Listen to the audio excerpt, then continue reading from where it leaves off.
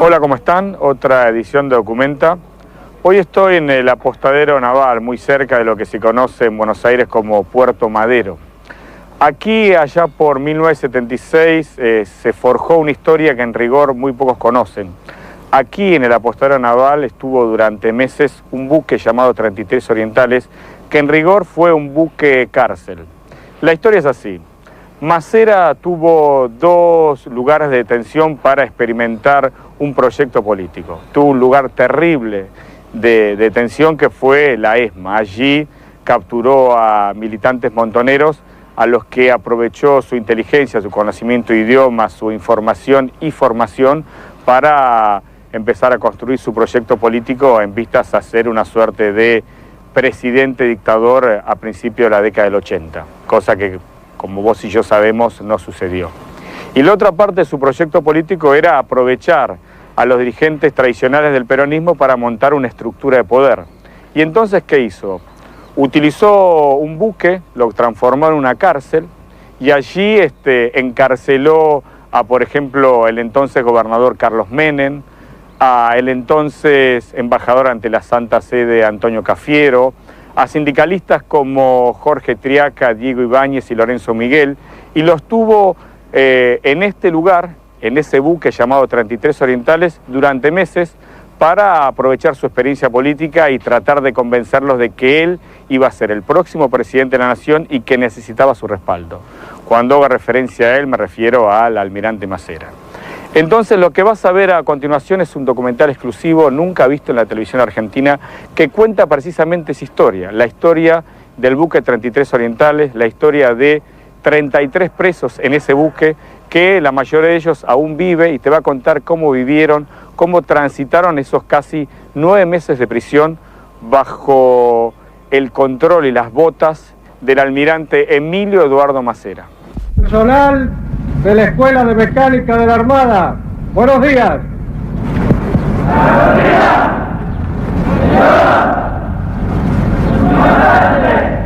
El 24 de marzo de 1976, el día del golpe de Estado, ¿a usted dónde lo detienen? En la residencia de gobernadores de La Rioja. Yo estaba ahí con mi esposa, mi ex esposa y con mis hijos. Fue la policía de la provincia, acompañado por gente del ejército, y me llevaron al Regimiento 15 de Infantería, donde yo había hecho el servicio militar. Ahí me tuvieron 3 días y después me trasladaron aquí a Buenos Aires al barco Los 33 Orientales.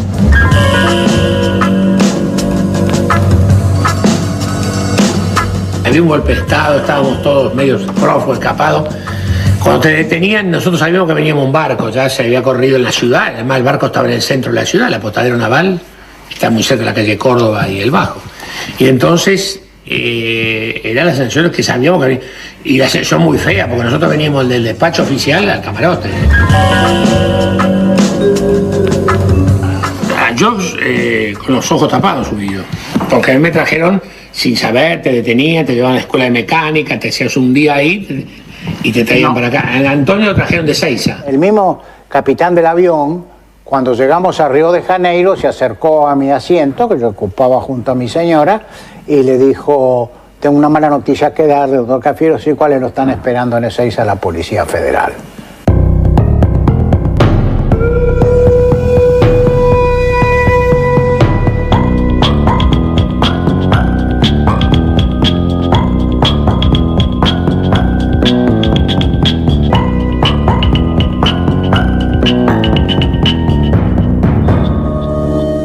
Una vez instalado el golpe del 24 de marzo, El almirante Emilio Eduardo Macera, al frente de la Marina, necesitaba ideas, voluntades, gente para llevar adelante su proyecto político. No iba a dudar en tomarlas de los detenidos desaparecidos que torturaba en la Escuela de Mecánica de la Armada, ni tampoco de algunos dirigentes a los cuales decidió apresar en el buque 33 Orientales, anclado en el apostadero naval.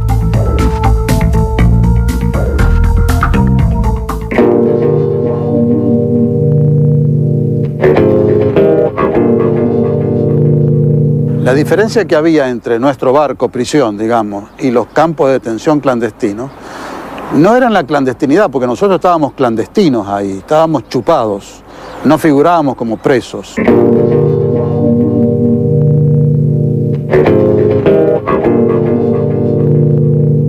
Me llama mucho la atención de que nunca fue considerado el tema de los buques como un centro clandestino de detención.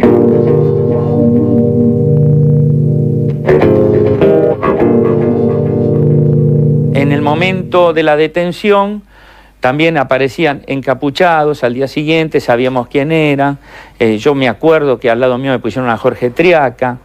Después aparecieron a las semanas muy golpeado, que era un hematoma general, muy lastimado, el compañero ya fallecido Lorenzo Mariano Miguel.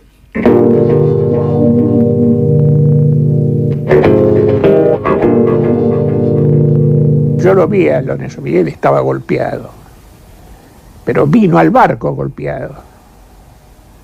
Y como él se tenía que bañar conmigo, porque los dos éramos beneficiarios del mismo, la misma ducha, él estaba golpeado, tenía hematoma.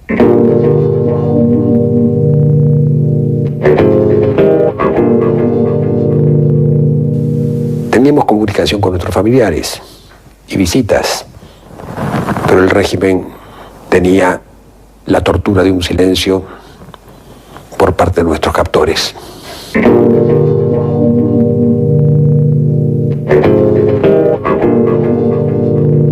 La pena mayor que puede sufrir un prisionero político es la incertidumbre. Es decir, que estamos todos los días hablando de qué nos va a pasar. Había cuenta de que estamos enterados de que estaban matando gente que aparecía flotando en el río.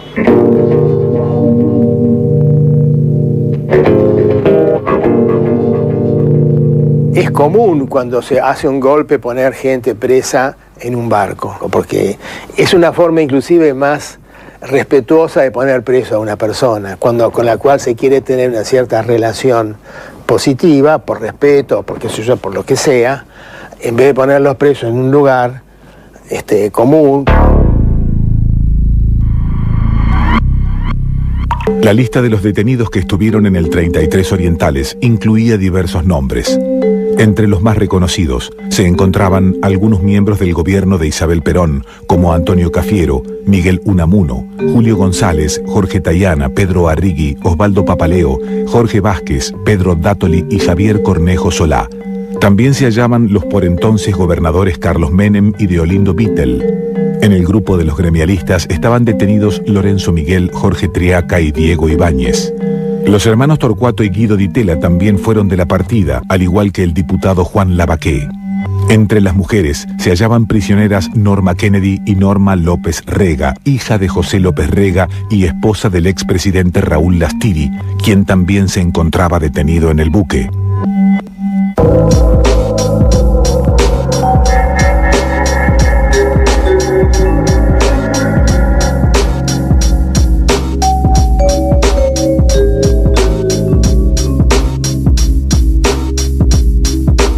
Durante el gobierno de Isabel Perón, Antonio Cafiero ocupó los cargos de ministro de Economía y embajador ante la Santa Sede.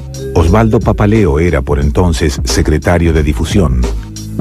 30 años después de haber estado detenidos en el 33 Orientales, subieron a un buque casi idéntico que, en la actualidad, está encallado en un camping muy cercano a la ciudad de Zárate, en la provincia de Buenos Aires, para recordar aquellos días. Un barco que tenía me da la sensación lo que tenía estaba reacondicionado de último momento nuestro, ¿no? Antes de hacer el golpe. Sí, fue calafateado porque ya era la intención, era usarlo como cárcel.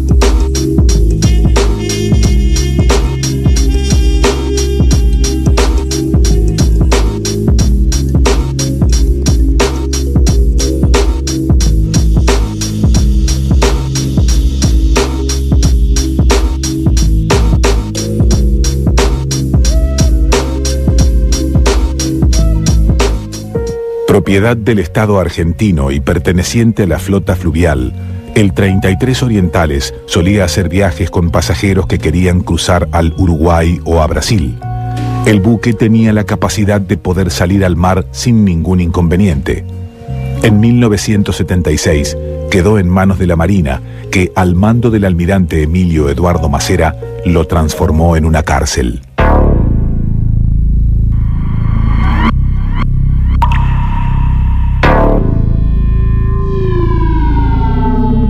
Siempre el ruido de los motores estaban en marcha, parece que no se pueden detener, o casi todo el día en marcha, y a veces se lo trasladaba al río, a río abierto, y se lo regresaba. Sí le puedo recordar, por ejemplo, cuando se acercaban los buques cargueros, que todos los obreros que trabajaban, los estibadores portuarios, se formaban como formación militar en la cubierta del buque, y nosotros desde los ojos de buey veíamos el homenaje levantando el brazo con la B de la Victoria, que eran todos los obreros portuarios que navegaban esos buques de carga.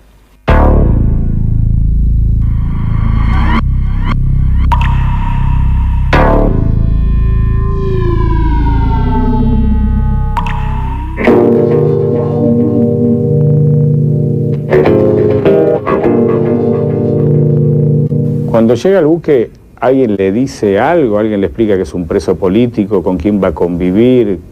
No, lo único que recibí cuando iba descendiendo el avión fueron insultos de un comodoro que ya no está, que falleció. Me dijo cualquier cantidad de barbaridades, me trató muy mal.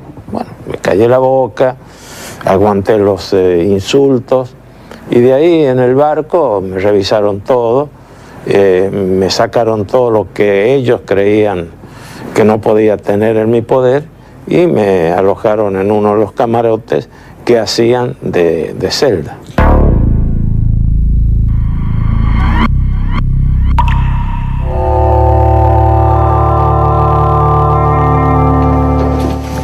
Sí, esto ya... Sería, mira, acá nos recibían... Había un médico que te revisaba y te daba la entrada oficial al... te decía el ejército, la Armada Argentina, usted estaba bajo... Sí, bajo el control de la Armada Argentina. Y más o menos, esta sí la estructura del barco era... Sí. En este pasillo estaban, digamos... Cada uno, sí, nosotros, yo no sé qué... Acá estaba Tayana. ¿Qué número tenía? Sí, yo me acuerdo, tu camarote yo te voy a decir cuál era. El tuyo está en la punta de acá, la punta a la derecha. Vos vivías solo, era muy bacán. Sí, no tenía 4 camas, el mío tenía una sola cama. No, bueno, bacán. No, tendría 2 y no se usaban. Vos eras embajador en la Santa Sede, viniste y un mico.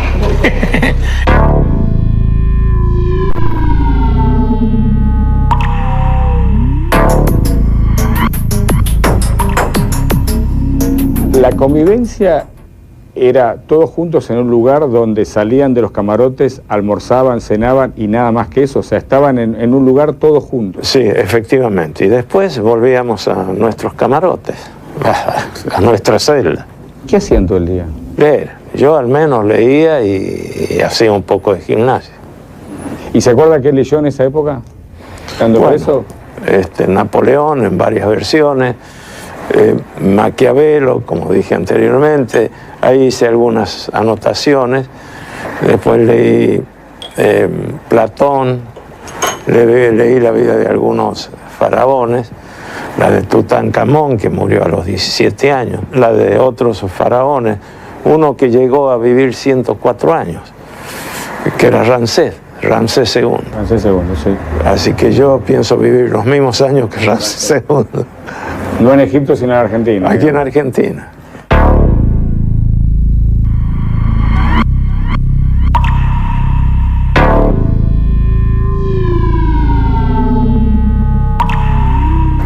Yo había comprado hacía como 2 o 3 años un tratado, El pensamiento de Karl Marx, así se llama el libro, que es de un jesuita francés, Jean-Yves Calvet, muy conocido. Pero llegó a dárselo a mi esposo con el libraco, y me imagino que el oficial que recibió eso dijo, este es un libro de Marx. Lo primero que pensó, y me lo retuvieron. Y cuando yo protesté, porque mi esposa me dijo, mira que hace como 2 semanas que te lo he mandado, al comandante del barco me dijo, le voy a preguntar. Y entonces se lo dieron al capellán para que el capellán dijera. Y el capellán dijo, pero si este es un cura el que lo ha escrito, désenlo. Pero me lo habían retenido. Eran bastante cuadriculados, ¿no? No permitían leer los diarios, no todos los diarios. Algunos diarios, algunas partes de los diarios. No, porque no nos dejaban leer, por ejemplo, los avisos de los diarios. Porque suponían que ahí podía haber material de consignas y eso. Podemos recibir diarios en los cuales se cortaban las noticias referidas a la actividad del gobierno, muy parcializados.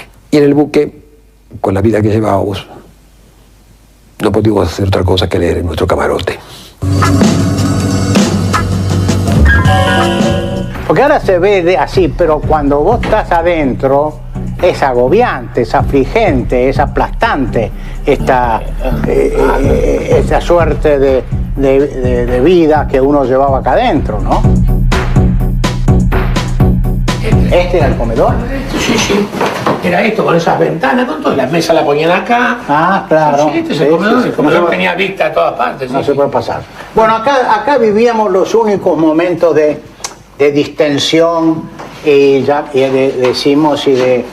bueno, no digo de alegría porque no era alegría, era una sensación de, por lo menos, de desahogo, el de poder conversar con los compañeros del barco, inclusive gastarnos bromas unos a otros. La rutina era primero desayunar y después venían el vivir en el camarote, leer, escribir, esperar, digamos, que llegue la hora del mediodía, generalmente leyendo y conversando. Generalmente teníamos 2 o 3 compañeros que había por camarote. Algún pequeño intercambio de alguna noticia, alguna cosa así, que nos permitía por almorzar. La siesta, que es el lugar más terrible, porque cuando empieza el tema de la siesta, empieza el pensamiento, la cabeza a caminar. El que fumaba un poco más, el que piensa un poco más. Ahí es un momento de reflexión la siesta, ¿no? De extrañar, donde está uno realmente preso. Nosotros vivíamos permanentemente adentro del barco. Pasábamos de los dormitorios, digamos, de los camarotes, pasábamos al comedor central, en donde ahí nos proveían del desayuno, del almuerzo y de la cena. Después, en algún momento, en ese mismo comedor, nos dejaban jugar a algunos juegos, a los naipes, al ajedrez, a las damas, en fin, a los juegos de salón.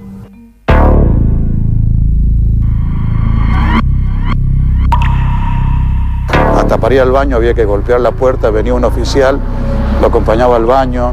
Cosa de militares, bañarse en 3 minutos. Y yo le decía, pero ¿cuál es la diferencia entre estar 3 y 6? Déjeme tranquilo. No, 3 minutos.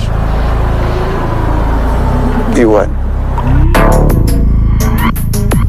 Acá están los famosos baños, acá, ¿viste? A la derecha. Sí. Acá los primeros días nos bañaban, así yo, con mangueras, como un baño común había.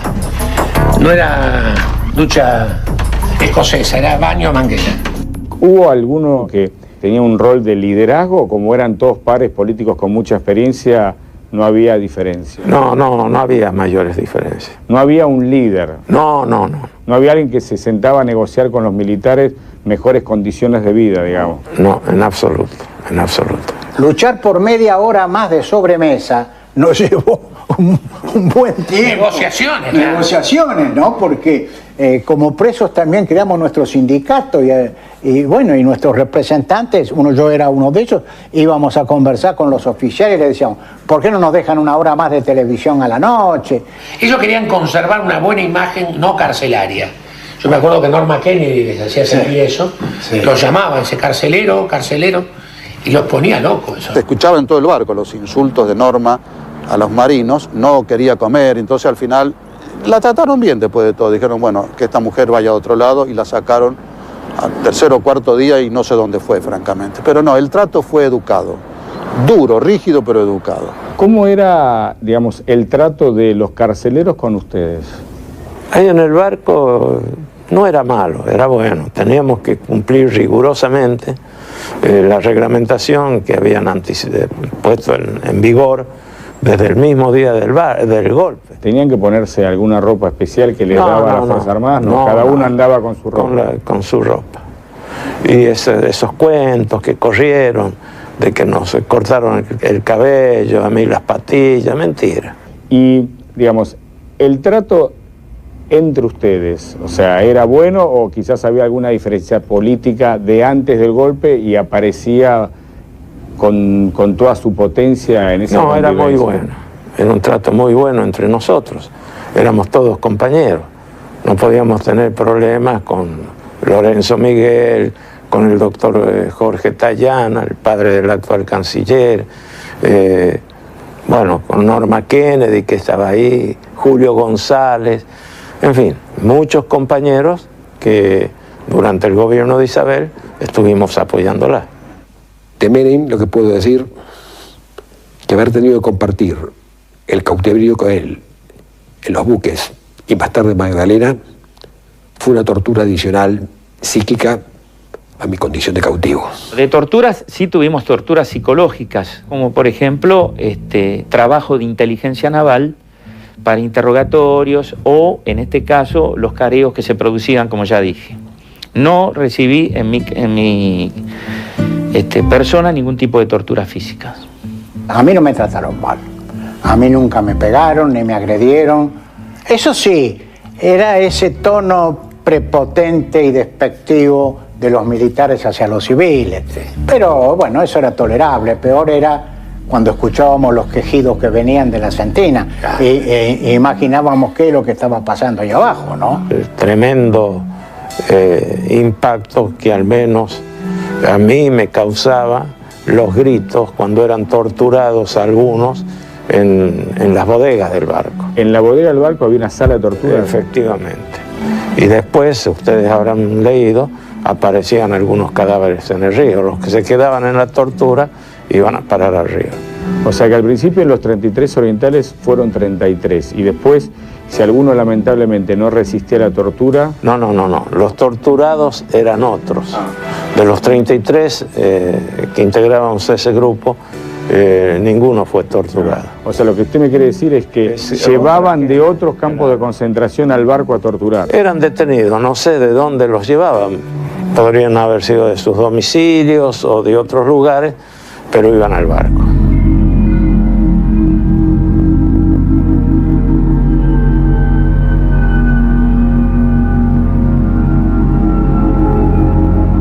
Sospechamos que abajo había cosas raras, pero en la parte de arriba no. Sí sentíamos en la bodega del buque, y eso lo recuerdo, ruidos a cadenas, de gente que supuestamente había gente encadenada. Pero eso fue una decisión de la Junta Militar al respecto, ¿no?, de clasificar los detenidos.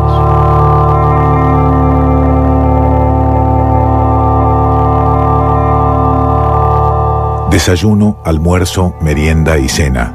Ajedrez, misa, charlas. Libros, diarios, radio.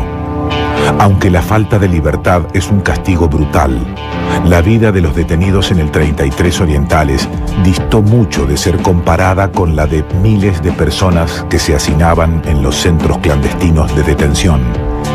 La Marina no los quería ni torturados, ni desaparecidos, ni muertos.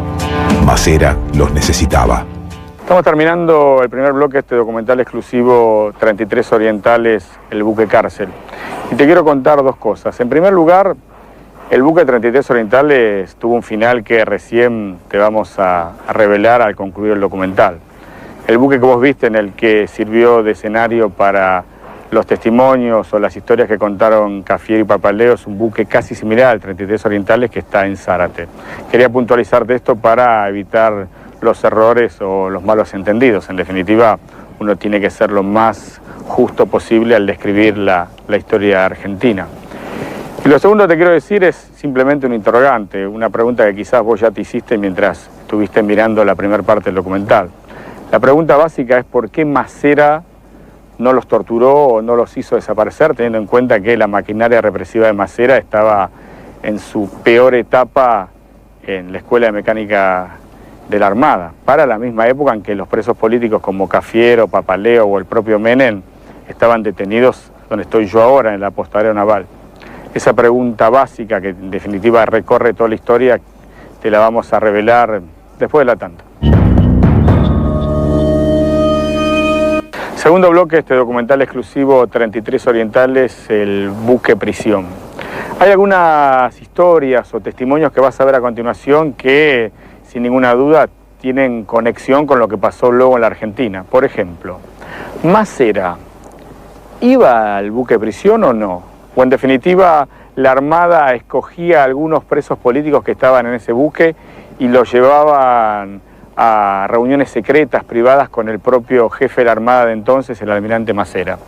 ¿Sabes por qué te cuento esto? Porque fue contradictoria, por ejemplo, la posición de Jorge Triaca. Jorge Triaca en ese entonces era un dirigente gremial muy importante, en su momento también fue ministro del propio Carlos Saúl Menem, y a Triaca, cuando le preguntan durante el juicio de los excomandantes si sabía algo respecto a desapariciones o torturas, Triaca negó la versión, cuando en definitiva todo el mundo ya en esa época, en 1985, sabíamos que la dictadura había torturado y había hecho desaparecer a miles de personas.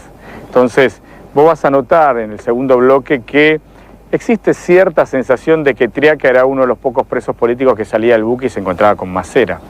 Otro tema a tener en cuenta era cómo, en definitiva, el jefe de la Armada de esa época hacía una suerte de discriminación. Por ejemplo, trataba de tener buena relación con Carlos Menem, a quien veía un político con futuro hacia adelante, y no le importaba, en definitiva, la suerte de personajes como Raúl Astiri, que por tener una vinculación política familiar con López Rega, en su momento fue presidente de la Argentina. Ese es un punto también a tener en cuenta y que aparece sin ningún tipo de matiz en el documental. Y por último, la convivencia entre represores y encarcelados. ¿Cómo era?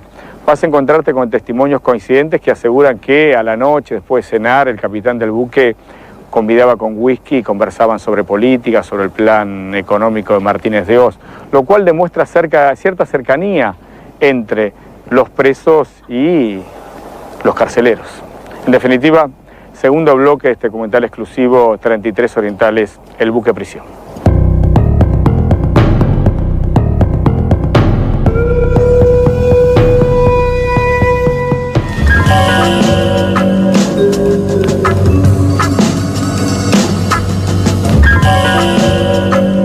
¿Alguna vez fue Masera al barco a hablar con ustedes?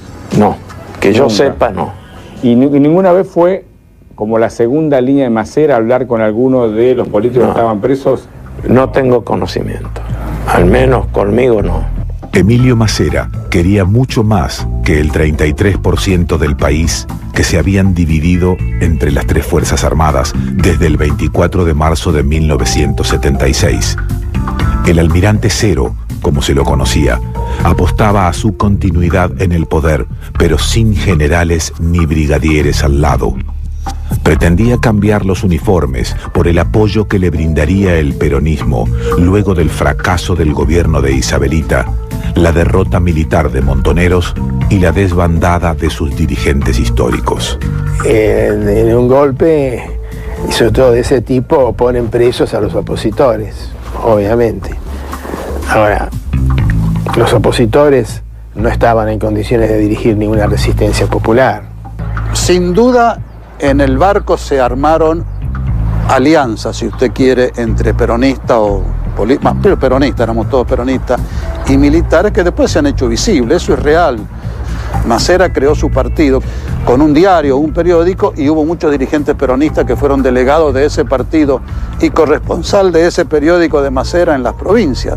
Compañeros míos de diputación llegaron a eso. Que algunos se han arrepentido, otros no. Creo que la idea que tenía el almirante Masera en ese entonces, y eso lo he analizado a posteriori, que Masera tenía intención de formar un partido político. Y es posible que haya captado dentro del buque 33 Orientales a referentes del peronismo, ya sea sindicalistas, dirigentes políticos o jóvenes como nosotros, a los efectos de poder hacer su propio partido político. Se decía entre nosotros de que Macera había bajado ahí a hablar con sindicalistas, porque en realidad se trataba de que cada fuerza capturaba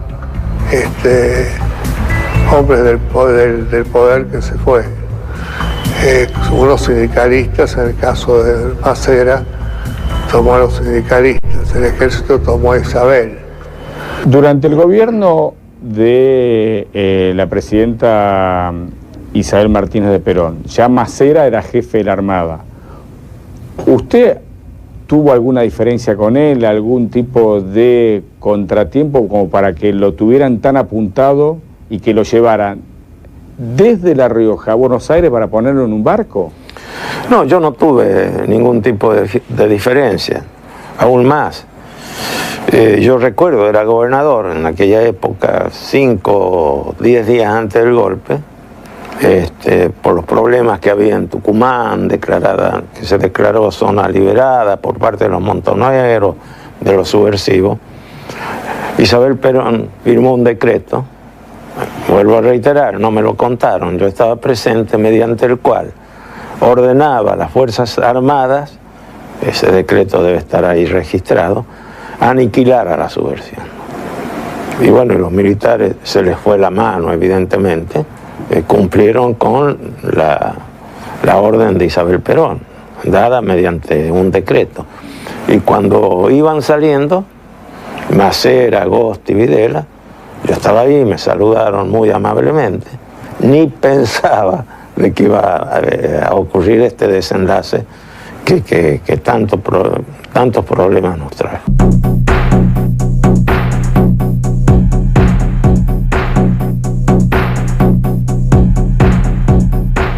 A la noche, el comandante del barco, que era un marino llamado Pesado, invitaba a algunos de nosotros a tomar un whisky a su camarote. Y allí, bueno, nos sometía a un interrogatorio amable sobre el país, sobre la economía, sobre la sociedad. En el barco se decía que Triaca, fundamentalmente, Triaca, Gallo, los telefónicos, se veían con Macera. Y eso se captaba porque desaparecían del barco. A la hora de comer, no venían. Entonces se suponía que era eso, ¿no? Lorenzo Miguel y otros generalistas se habían entrevistado, estando presos en el buque, habían sido sacados del buque y llevados a conversar con el almirante Macera. Ahí estaban sus objetivos políticos de este individuo.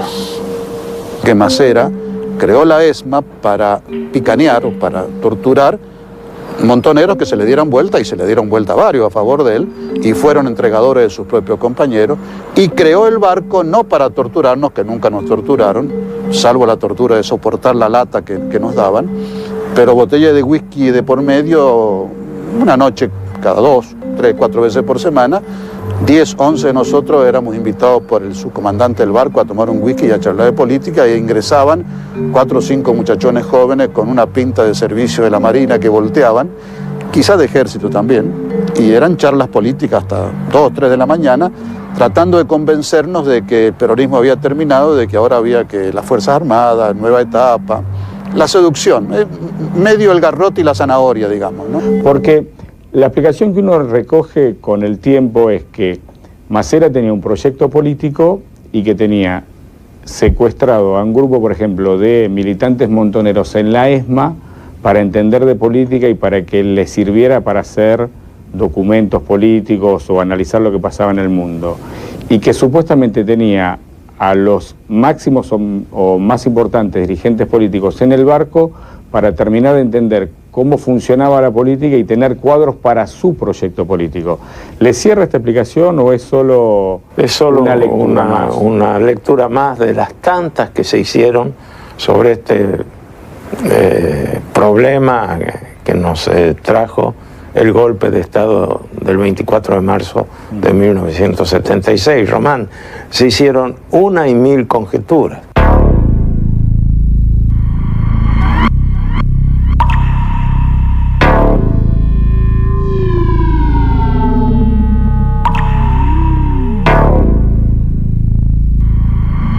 Era una maniobra, yo creo que de Macera, para conservar a los dirigentes peronistas, a dirigentes sindicales.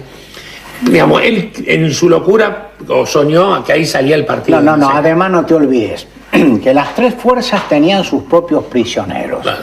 Y que además intercambiaban prisioneros. Es decir, la Marina quería liberar a un hombre preso del ejército y le ofrecía en canje la libertad de un hombre que el ejército quería de alguna manera ver libre. Entonces, en este canje, el tener la mayor cantidad de presos y al mismo tiempo de la mayor jerarquía posible le daba poder a los comandantes, no sé si está claro esto, como una forma de, digamos así, de hacer un trueque detrás de consignas o intereses que, como bien dice Osvaldo, podrían haber sido las ambiciones políticas o de otro tipo. No sabemos. Mientras se sucedían esas reuniones para encauzar a los dirigentes en el proyecto político de Macera, las condiciones de los prisioneros en relación a otros detenidos a disposición de las Fuerzas Armadas mejoraban día a día. Aquí fue cuando salimos. Que la cubierta quedaba al lado del río, la que no se veía la ciudad. Esto estaba todo cubierto con redes y daba al río, digamos. Era emocionante tomar contacto con el aire. Por primera vez salir del ostracismo de un camarote de 2x2. Y además de siempre encierro, ¿no? Y salvo los momentos del comedor. Pero igualmente eran recintos cerrados. Total. La primera vez que pudimos estar en contacto con las estrellas o de ver un horizonte, bueno, fue cuando nos dejaron subir a este espacio del barco. El doctor Tayana pidió, en el mes de julio, al médico del buque que nos permitieran salir a cubierta, a tomar aire. Las salidas que nos daban en esos momentos eran por los pasillos, pasillos en los cuales habían rejas, pero con rejas con ventanales que se corrían para el ingreso de aire. Uno estaba observando a los 15 metros o 10 metros la reja y el guarda en la punta, y el resto del pasillo era muerto en el casco del buque. De noche, después de mucho peticionar y muy controlado, nos dejaron caminar por cubierta, pero tarde a la noche. Y después, un domingo, al final de todo, nos dejaron tomar sol, me acuerdo, un domingo por la mañana. Más de eso, era bastante estricto. Yo esperaba el sol dentro del ojo de buey que pasaba por mi ojo de buey del camarote durante 45 minutos y ahí me hacía acariciar con el sol la cara para poder ver el sol, porque evidentemente un buque no está adaptado a una actividad carcelaria. Y ojo, y nuestra familia sufrió mucho, porque si bien nosotros estábamos adentro del barco, toda la entrada al barco, la visita, era no vejatoria, pero era vejatoria porque las revisaban, las chequeaban a las mujeres, nuestras mujeres o nuestras hijas. Yo recuerdo que iban Carlitos y Zulemita, que tendrían 5 años, 6 años, y los revisaban, pero de forma total, absoluta. No había ningún tipo de contemplación. Y si nos llevaban algo, bombones, algún alimento, se los sacaban ahí en el retén donde los revisaban. El día que vino mi madre, recuerdo que se habían llevado a mi hermano y estaba muy preocupado mi mamá y mi papá porque mi hermano era director general de la presidencia, tenía 26 años, era mi hermano menor, es el único hermano menor que tengo, también abogado y penalista, y no sabíamos dónde estaba. Y ese día sí que sufrí muchísimo, lloré mucho, hasta que un suboficial, que me gustaría saber el nombre, peronista, que era uno de nuestros carceleros, me avisó que estaba detenido a las 4 de la mañana en Coordinación Federal.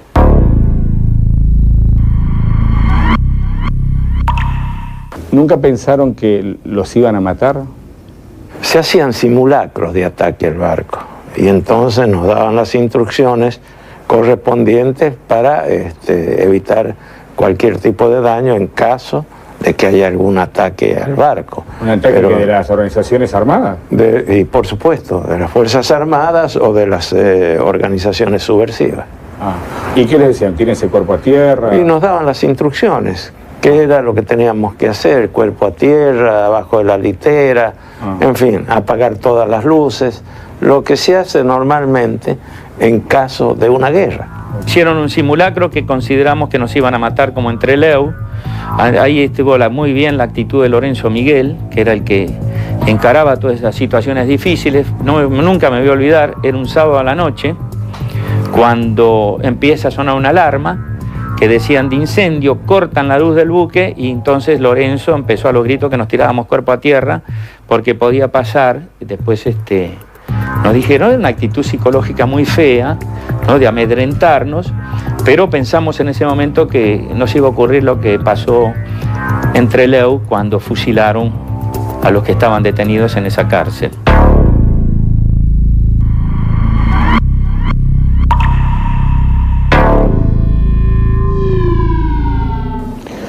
Al final, ¿se los van llevando de a uno a otros lugares de detención o un día el barco se vacía, los suben a todos en un camión y los van distribuyendo a distintas unidades? No, todos fuimos, la mayoría, sí, la mayoría al penal militar de Magdalena.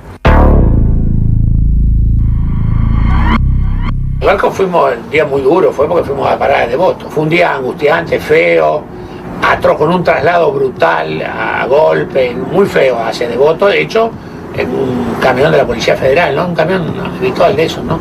Donde nos amontonaron a todos los que íbamos allá y en tropa, hombres y mujeres, porque yo me acuerdo que en el traslado nuestro iba Norma López Rega ese día y no respetaron nada, iba todo el mundo igual y mal.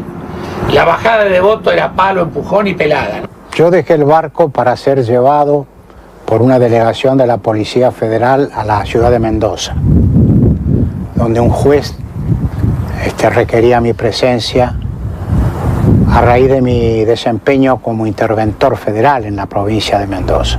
Entonces lo llaman a Guido y le dicen, bueno, lo dejan en libertad. Yo dije, bueno, está arreglado el asunto. Y a la hora, cada otro me llama a mí, me lleva, me saca, me deja en libertad, me lleva en un auto de ellos hasta Retiro. Me dicen, bueno, lamento, hubo un error. Yo digo, sí, comprendo perfectamente, quiero decir. Estamos todos amigos.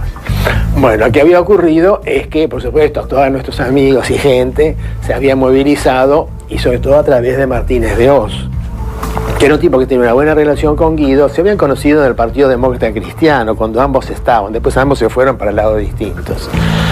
Entonces ahí Martínez de Hoz tuvo una actitud, según nos dijeron, yo nunca lo vi a él, pero que parece que él dijo a Videla, miren, a Guido lo tiene que largar, si ustedes creen que el tipo ha robado, demuéstrenlo, pero mientras no lo pueden dejar ahí preso, ¿por qué no? No tiene nada que ver. Nos dan la salida a libertad vigilada, es decir, no vamos como libres, vamos a cumplir libertad vigilada. Es decir, que podíamos movernos dentro de un área y teníamos que firmar todos los miércoles en una estación de policía. Hasta que la dotación carcelaria quedó muy anémica. Entonces, cuando ya quedaron pocos, a esos pocos se los llevó a la cárcel de Magdalena. Un día salgo del buque, un día que me dicen, Dátoli, me llama el capitán del barco, mañana te traslada a Devoto. Bueno, me puse contento porque por lo menos fui jugador de fútbol y me gustaba ver el sol. Y como conocía la cárcel de Devoto por ser abogado penalista, digo, me hubiera gustado jugar un partido de fútbol en ese momento y no estar tantos meses en un buque que cuando nos pasábamos las manos sobre el cabello, la electricidad estática era tremenda, porque no hacíamos pie a tierra. El buque estaba en el agua. El momento de la liberación fue un oficial de la Armada que me notifica de que en horas de la mañana, calculo, no sé, que me avisa de que había sido liberado, me hacen firmar unos papeles de liberación, salgo del barco y personal de Policía Federal me acompaña hasta la salida de la de Arsenal, acá lo que es Puerto Madero ahora, y bueno, y dicen váyase, está liberado. Salí del buque el 19 de julio del 76, casi 4 meses. En la forma en que salíamos todos, nos llamaba el comandante a las 8 y media de la mañana en el desayuno, nos decía prepárese que después del almuerzo se va, y nos íbamos. Y le avisaban a nuestras esposas, estaba mi esposa esperándome y salí. Durante el período que funcionó como cárcel VIP, en el buque se habían sellado algunas amistades que se mantuvieron a flote más tiempo que la embarcación. Varios de los detenidos durante esos meses de 1976 en el 33 Orientales fueron funcionarios en el gobierno de Carlos Menem. El 33 Orientales también creó una especie de camaradería. Uno cuando está preso en la desgracia se hace más amigo en todo caso. Y ahí nos fuimos conociendo entre nosotros y no me extraña que por eso Menem después nombró a muchos de ellos funcionarios. Por ejemplo, Tayana. Ni Menem ni yo lo conocíamos a Tayana. Yo lo conocí ahí en el barco y calibré su humanidad extraordinaria en el barco, y Menem igual. Los funcionarios que habían sufrido cárcel, prisión y desaparición, era el solo hecho de que Menem dictara un indulto como el que dictó, que era un agravio, donde debe haberse retirado del gobierno. Yo no me retiré porque era un hombre de carrera, era mi oficio desde los 24 años. Nosotros hemos tenido, por ejemplo, pese a las diferencias políticas, reencuentros de este tipo que siempre han sido válidos. Yo recuerdo que una vez Menem, siendo presidente, entregó una medalla a todos los del barco. Que nos reunimos a cenar. La tengo yo. Claro, sí, nos cenamos en Olivo. Y hubo un reencuentro como, claro, estábamos en distintas vertientes, obvias, todo en aquel momento. Pero lo del barco nos unía en otra instancia.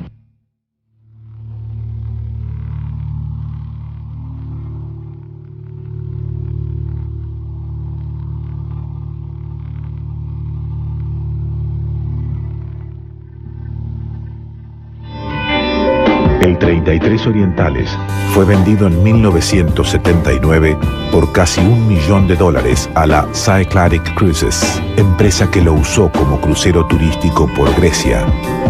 Alfombrado, con aire acondicionado, casino, bar y nombre nuevo, City of Rhodes, sirvió de diversión para muchos potentados que pagaron desde $1.000 por un paseo de 7 días. Después de varios cambios de dueño, bajo el nombre de Forest, se desguazó en la playa Alang de India, previa compra en $2 millones por parte de los desarmadores. ¿Cuánto puso Colón para llegar a América? 3 meses. Nosotros estuvimos 7 meses en ese barco. Estamos terminando esta nueva edición de Documenta. Hoy pusimos en el aire un documental exclusivo que cuenta una historia que en rigor nadie había contado en la televisión argentina, la historia del buque cárcel 33 Orientales, un buque que estuvo aquí en el apostadero naval donde me encuentro yo ahora. Como siempre hacemos al final de cada programa, creo que vale la pena, por lo menos desde mi perspectiva, presentar alguna conclusión.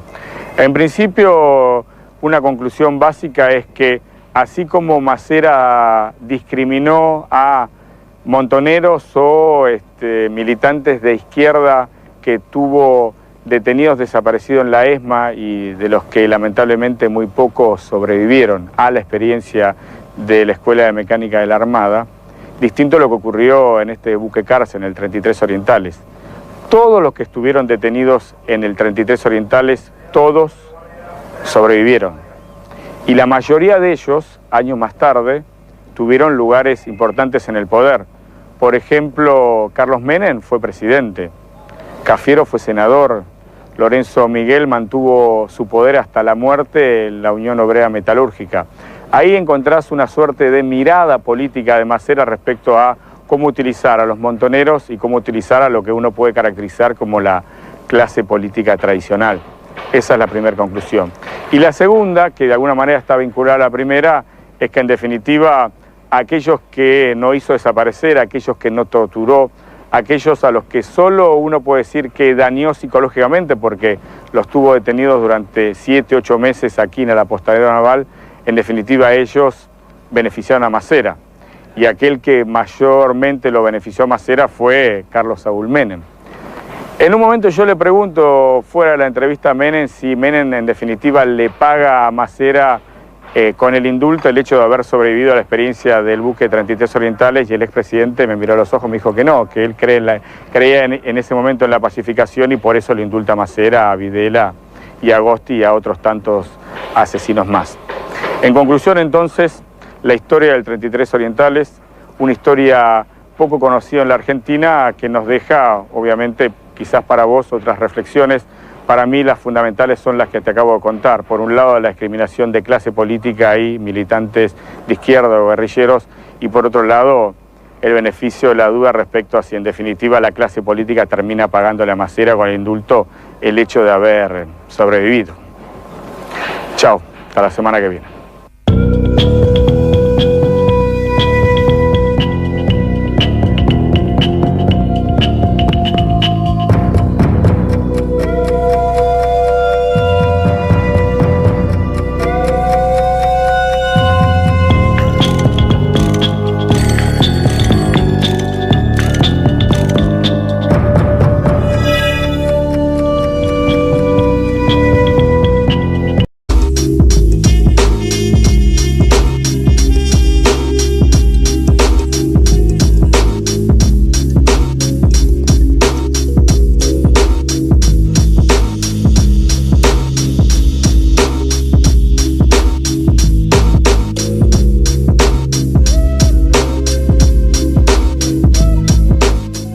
Propiedad del Estado argentino y perteneciente a la flota fluvial, el 33 Orientales solía hacer viajes con pasajeros que querían cruzar al Uruguay o a Brasil.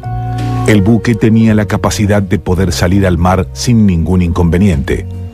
En 1976 quedó en manos de la Marina, que al mando del almirante Emilio Eduardo Masera lo transformó en una cárcel.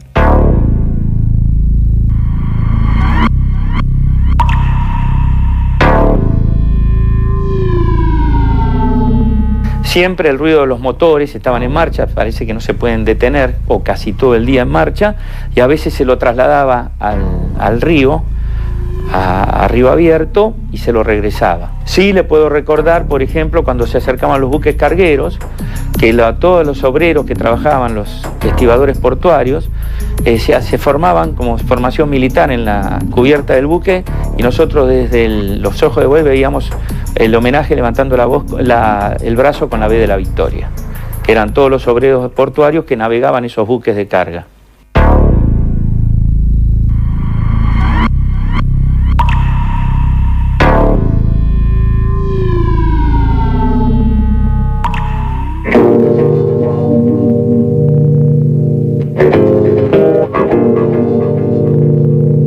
Cuando llega el buque, ¿alguien le dice algo? ¿Alguien le explica que es un preso político? ¿Con quién va a convivir? No, lo único que recibí cuando iba descendiendo el avión fueron insultos de un comodoro que ya no está, que falleció. Me dijo cualquier cantidad de barbaridades, me trató muy mal. Bueno, me callé la boca, aguanté los insultos, y de ahí en el barco me revisaron todo. Me sacaron todo lo que ellos creían que no podía tener en mi poder y me alojaron en uno de los camarotes que hacían de celda.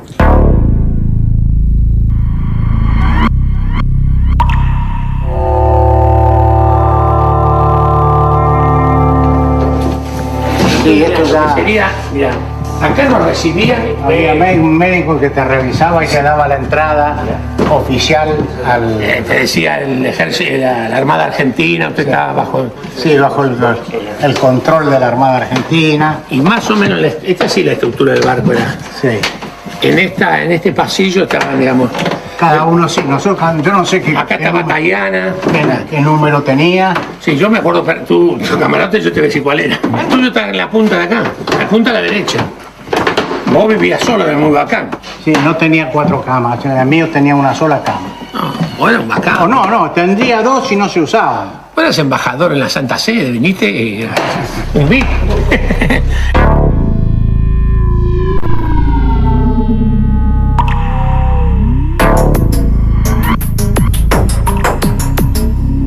La convivencia era todos juntos en un lugar donde salían de los camarotes, almorzaban, cenaban y nada más que eso, o sea, estaban en un lugar todos juntos. Sí, efectivamente, y después volvíamos a nuestros camarotes, a nuestra celda. ¿Qué hacían todo el día? Leer. Yo al menos leía y hacía un poco de gimnasia. ¿Y se acuerda qué leyó en esa época? ¿Estando preso?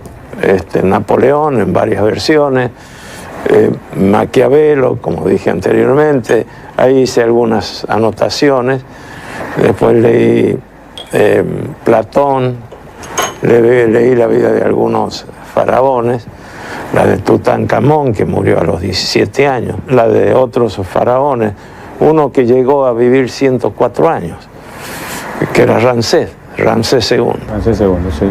Así que yo pienso vivir los mismos años que Ramsés II. No en Egipto, sino en Argentina. Aquí en Argentina.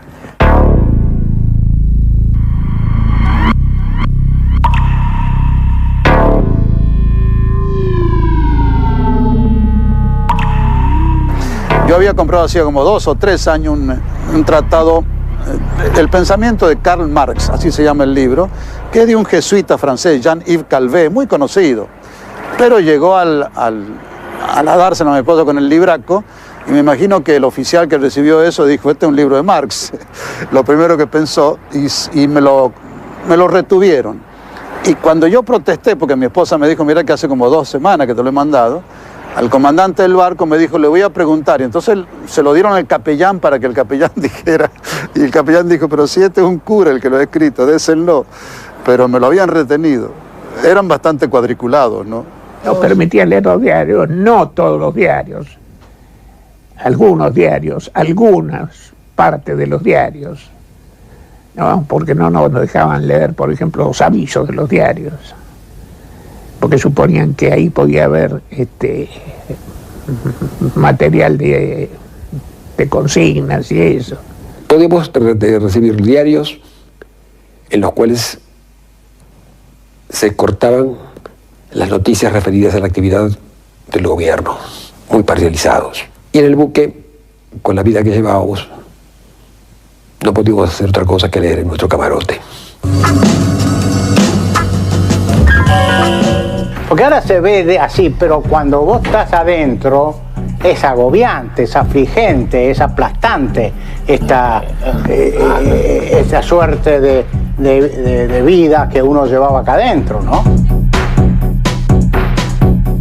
¿Este era el comedor? Sí.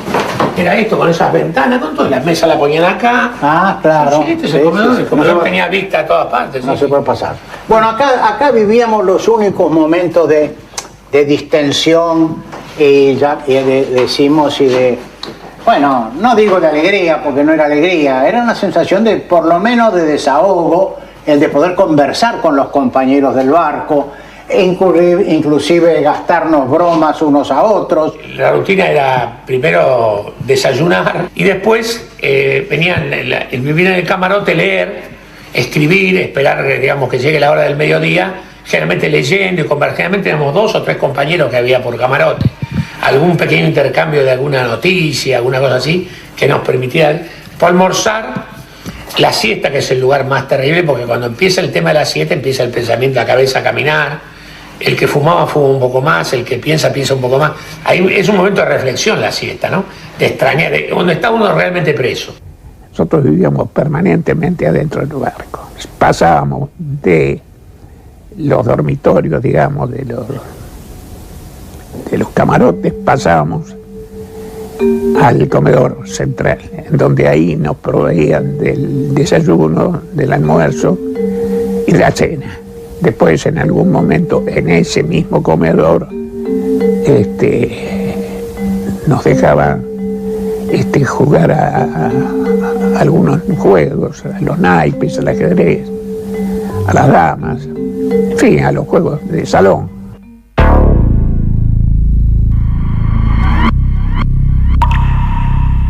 Hasta para ir al baño había que golpear la puerta, venía un oficial, lo acompañaba al baño. Cosa de militares, bañarse en 3 minutos. Y yo le decía, pero ¿cuál es la diferencia entre estar 3 y 6? Déjeme tranquilo. No, 3 minutos. Y bueno. acá están los famosos baños, acá, ¿viste? A la derecha. Acá los primeros días nos bañaban, con mangueras, como un baño común había. No era ducha escocesa, era baño manguera. ¿Hubo alguno que tenía un rol de liderazgo? Como eran todos pares políticos con mucha experiencia, no había diferencia. No había mayores diferencias. No había un líder. No. No había alguien que se sentaba a negociar con los militares mejores condiciones de vida, digamos. No, en absoluto, en absoluto. Luchar por media hora más de sobremesa nos llevó un buen tiempo. Negociaciones, claro. Negociaciones, ¿no? Porque como presos también creamos nuestro sindicato y bueno, y nuestros representantes, yo era uno de ellos, íbamos a conversar con los oficiales y le decíamos, ¿por qué no nos dejan una hora más de televisión a la noche? Ellos querían conservar una buena imagen no carcelaria. Yo me acuerdo que Norma Kennedy les hacía sentir eso, los llamaba ese carcelero, y los ponía locos. Eso. Se escuchaba en todo el barco los insultos de Norma a los marinos, no quería comer, entonces al final la trataron bien después de todo, dijeron, bueno, que esta mujer vaya a otro lado y la sacaron al tercer o cuarto día y no sé dónde fue, francamente. Pero no, el trato fue educado, duro, rígido, pero educado. ¿Cómo era, digamos, el...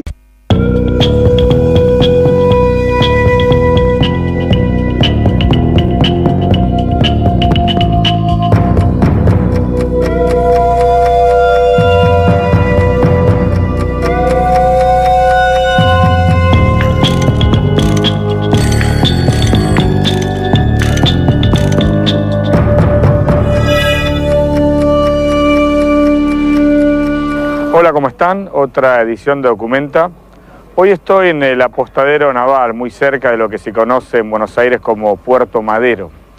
Aquí, allá por 1976, se forjó una historia que en rigor muy pocos conocen.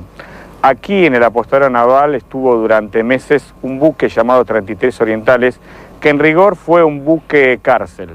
La historia es así. Masera tuvo dos lugares de detención para experimentar un proyecto político. Tuvo un lugar terrible de detención que fue la ESMA. Allí capturó a militantes montoneros a los que aprovechó su inteligencia, su conocimiento de idiomas, su información y formación para empezar a construir su proyecto político en vistas a ser una suerte de presidente dictador a principios de la década del 80, cosa que, como vos y yo sabemos, no sucedió. Y la otra parte de su proyecto político era aprovechar a los dirigentes tradicionales del peronismo para montar una estructura de poder. Y entonces, ¿qué hizo? Utilizó un buque, lo transformó en una cárcel, y allí encarceló a, por ejemplo, el entonces gobernador Carlos Menem, a el entonces embajador ante la Santa Sede Antonio Cafiero, a sindicalistas como Jorge Triaca, Diego Ibáñez y Lorenzo Miguel, y los tuvo en este lugar, en ese buque llamado 33 Orientales, durante meses, para aprovechar su experiencia política y tratar de convencerlos de que él iba a ser el próximo presidente de la nación y que necesitaba su respaldo. Cuando hago referencia a él me refiero al almirante Masera.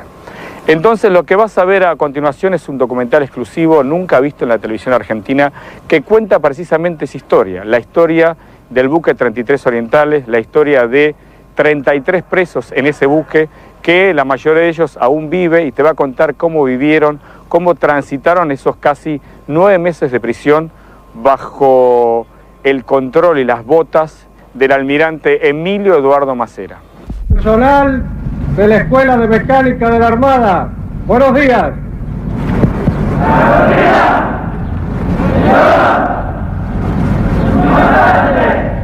El 24 de marzo de 1976, el día del golpe de Estado, ¿a usted dónde lo detienen? En la residencia de gobernadores de La Rioja. Yo estaba ahí con mi esposa, mi ex esposa y con mis hijos.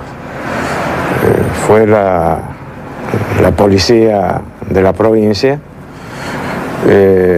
acompañados por gente del ejército, y me llevaron al regimiento 15 de infantería, donde yo había hecho el servicio militar. Ahí me tuvieron 3 días y después me trasladaron aquí a Buenos Aires al barco Los 33 Orientales.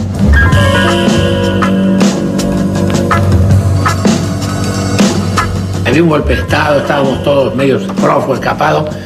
Cuando te detenían, nosotros sabíamos que veníamos un barco, ya se había corrido en la ciudad, además el barco estaba en el centro de la ciudad, el apostadero naval está muy cerca de la calle Córdoba y el Bajo.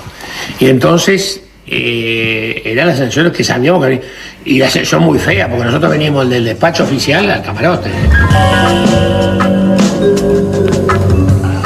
Yo con los ojos tapados subido, porque a mí me trajeron sin saber, te detenían, te llevaban a la escuela de mecánica, te hacías un día ahí y te traían para acá. A Antonio lo trajeron de Seiza. El mismo capitán del avión, cuando llegamos a Río de Janeiro, se acercó a mi asiento, que yo ocupaba junto a mi señora, y le dijo: tengo una mala noticia que darle, doctor Cafiero. Sí, ¿cuáles lo están esperando en Ezeiza? La Policía Federal.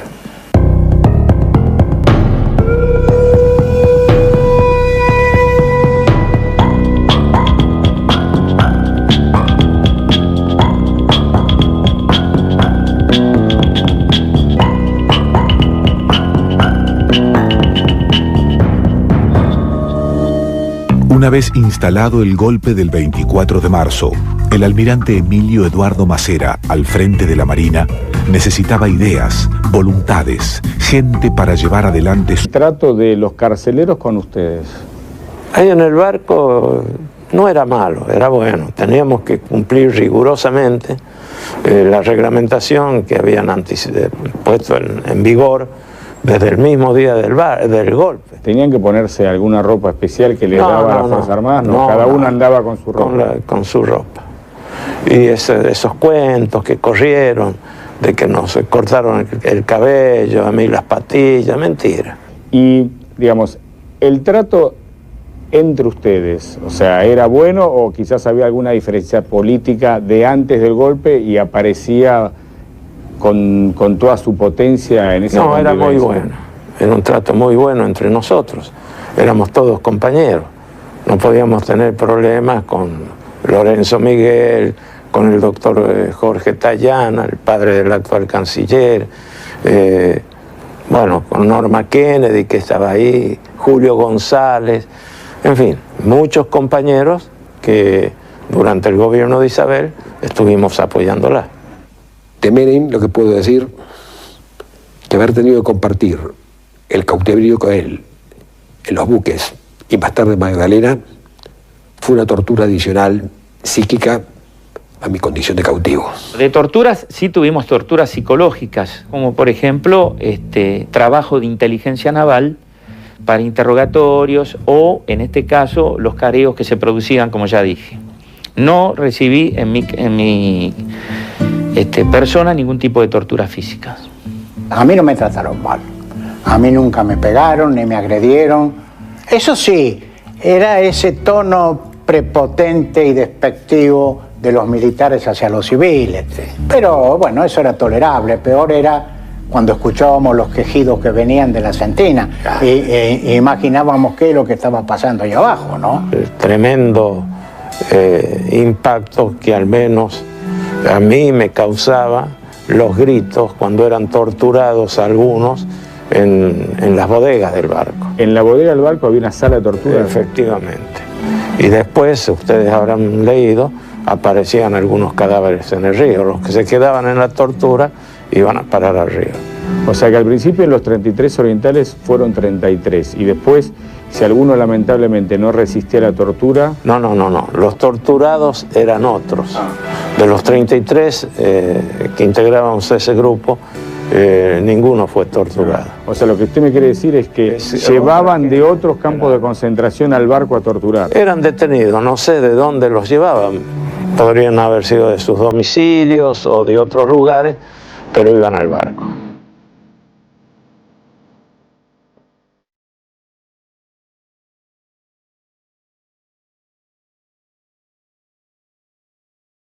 Sospechamos que abajo había cosas raras, pero en la parte de arriba no.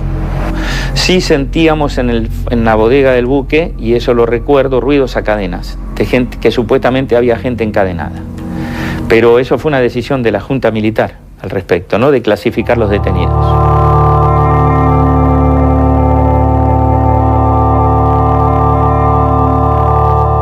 Desayuno, almuerzo, merienda y cena. Ajedrez, misa, charlas. Libros, diarios, radio. Aunque la falta de libertad es un castigo brutal, la vida de los detenidos en el 33 Orientales distó mucho de ser comparada con la de miles de personas que se hacinaban en los centros clandestinos de detención. La Marina no los quería ni torturados, ni desaparecidos, ni muertos. Masera los necesitaba.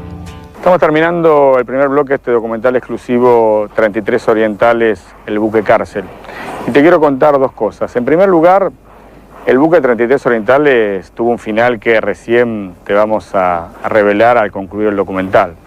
El buque que vos viste, en el que sirvió de escenario para los testimonios o las historias que contaron Cafiero y Papaleo, es un buque casi similar al 33 Orientales que está en Zárate. Quería puntualizarte esto para evitar los errores o los malos entendidos. En definitiva, uno tiene que ser lo más justo posible al describir la historia argentina. Y lo segundo que te quiero decir es simplemente un interrogante, una pregunta que quizás vos ya te hiciste mientras estuviste mirando la primera parte del documental. La pregunta básica es ¿por qué Masera no los torturó o no los... Su proyecto político. No iba a dudar en tomarlas de los detenidos desaparecidos que torturaba en la Escuela de Mecánica de la Armada, ni tampoco de algunos dirigentes a los cuales decidió apresar en el buque 33 Orientales, anclado en el apostadero naval.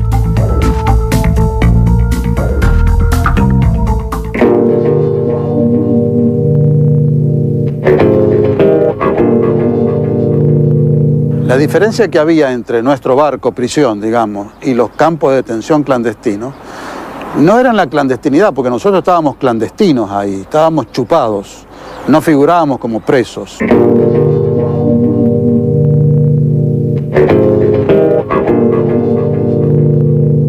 Me llama mucho la atención de que nunca fue considerado el tema de los buques como un centro clandestino de detención.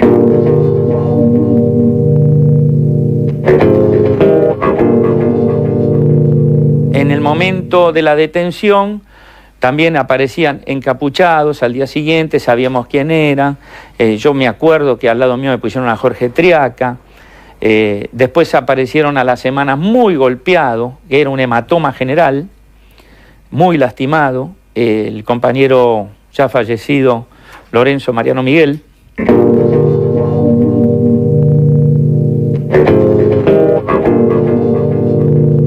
Yo lo vi a Lorenzo Miguel, estaba golpeado, pero vino al barco golpeado. Y como él se tenía que bañar conmigo, porque los dos éramos beneficiarios del mismo, la misma ducha, él estaba golpeado, tenía hematoma.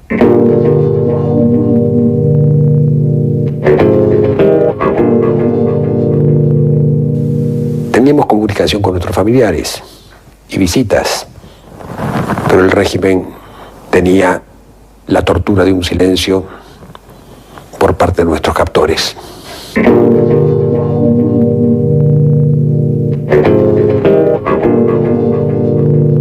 La pena mayor que puede sufrir un prisionero político es la incertidumbre. Es decir, que estamos todos los días hablando de qué nos va a pasar. Había cuenta de que estamos enterados de que estaban matando gente que aparecía flotando en el río.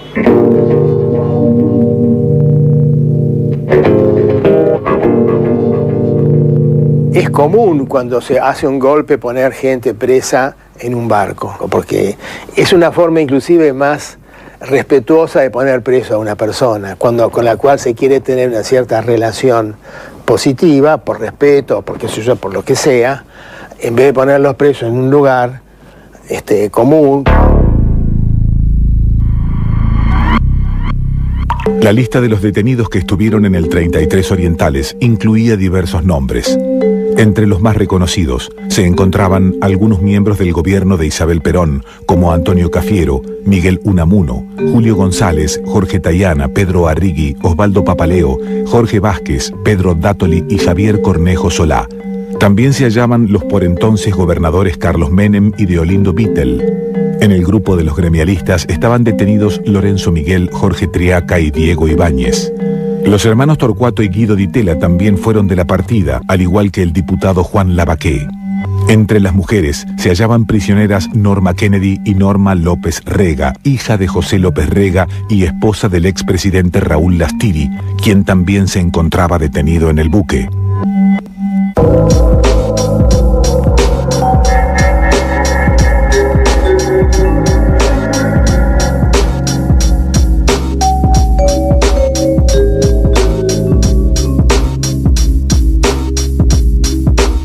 Durante el gobierno de Isabel Perón, Antonio Cafiero ocupó los cargos de ministro de Economía y embajador ante la Santa Sede.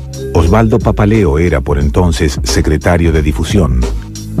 30 años después de haber estado detenidos en el 33 Orientales, subieron a un buque casi idéntico que, en la actualidad, está encallado en un camping muy cercano a la ciudad de Zárate, en la provincia de Buenos Aires, para recordar aquellos días. Un barco que tenía, me da la sensación, lo que tenía estaba reacondicionado de último momento el nuestro, ¿no? Antes de hacer el golpe. Sí, fue calafateado porque ya era la intención, era usarlo como cárcel.